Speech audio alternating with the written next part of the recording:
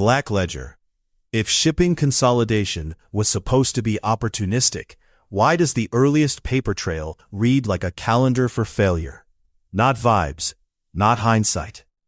A clause with a timing window, tied to defaults, and it appears before the visible collapse.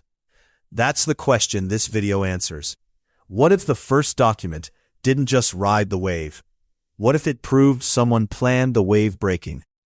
Private equity roll-ups in shipping usually get described as simple strategy. Buy fragmented operators, centralize procurement, cut costs, stabilize revenue, then exit. In that story, trouble hits later.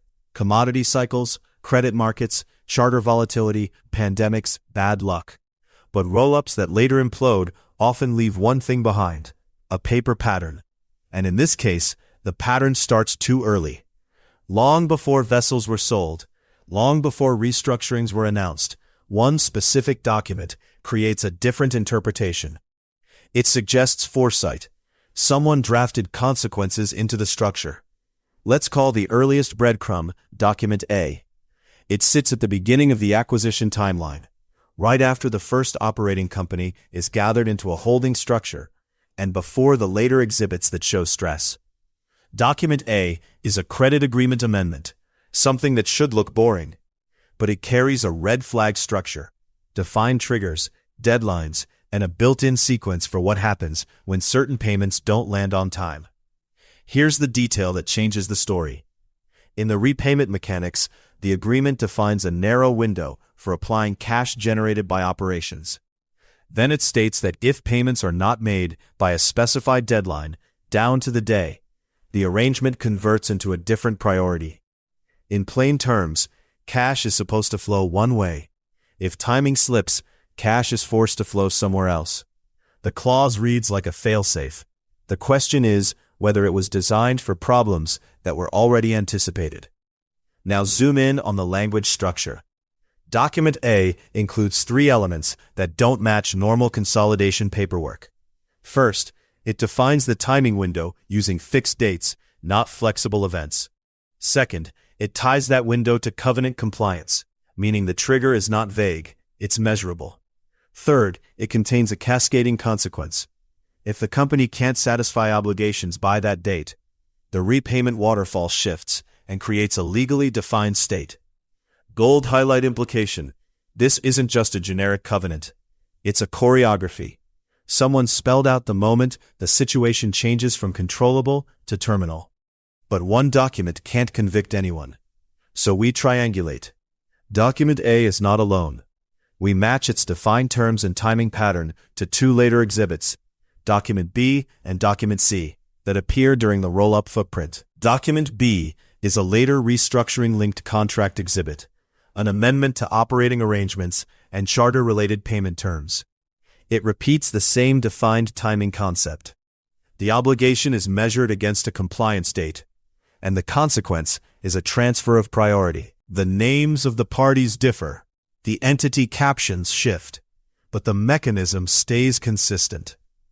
Document C is a set of payment-related fragments, stamped invoice schedules, and ledger extracts tied to the same trigger. What matters isn't the stamp itself, it's continuity. When the ledger records arrive, the entries line up with the window in Document A. The pattern is cash moving toward obligations, and then, once the deadline passes, cash is reclassified under a different category, consistent with the waterfall shift. Now we map the money trail. Follow the paperwork like a chain reaction. Cash from operations goes into the account. Then the agreement directs what can be applied to which obligations. That's the first step. Next is the trigger. When the covenant measurement date passes, within the defined window, the paperwork anticipates a non-compliant state. The cash flow is then forced into a different hierarchy. Obligations that support lenders or secured parties are elevated, while the operations side needs are delayed or starved. Finally comes the restructuring implication. Once the state is declared, the later exhibits make sense. Amendments, term extensions, vessel sales discussions, and the repapering that often arrives after technical default becomes unavoidable. Here's the skeptical check. Opposing interpretation would say this is standard legal drafting. Credit agreements list triggers because every credit agreement should handle missed payments. Timing windows exist because lenders need certainty. That argument is reasonable, up to a point. The undermining comes from repetition and specificity. Document A doesn't just include generic triggers. It creates a sequence whose terms later reappear, almost like a signature. And the deadlines aren't broad windows like upon default.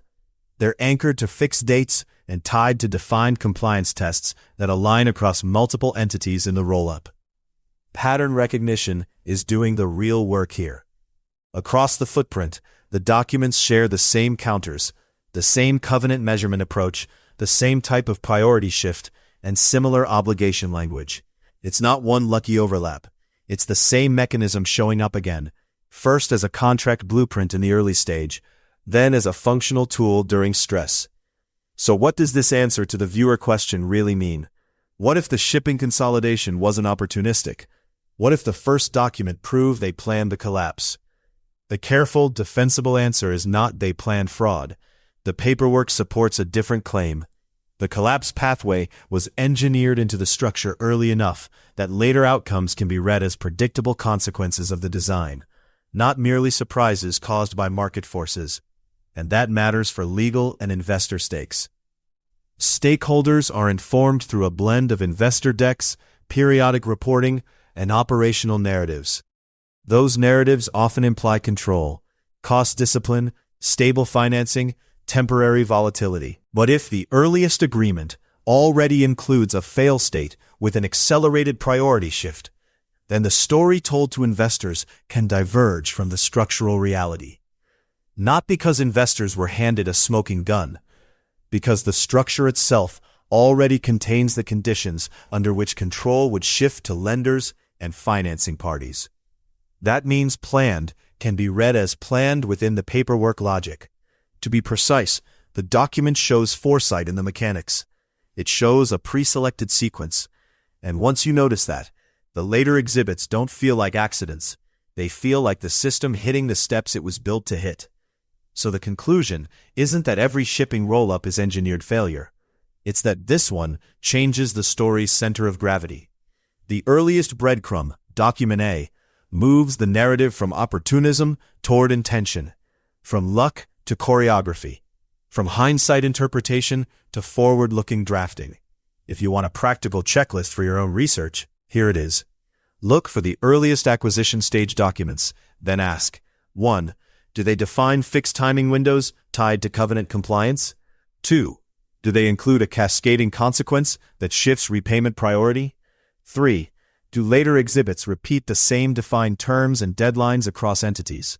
If yes, you may be seeing planning language, not just standard risk management. Now I want you to comment. Have you seen this kind of planning language pattern before in other rollups? Retail, healthcare, logistics, where an early covenant blueprint repeats in later restructuring documents? And if so, what was the first document that tipped you off?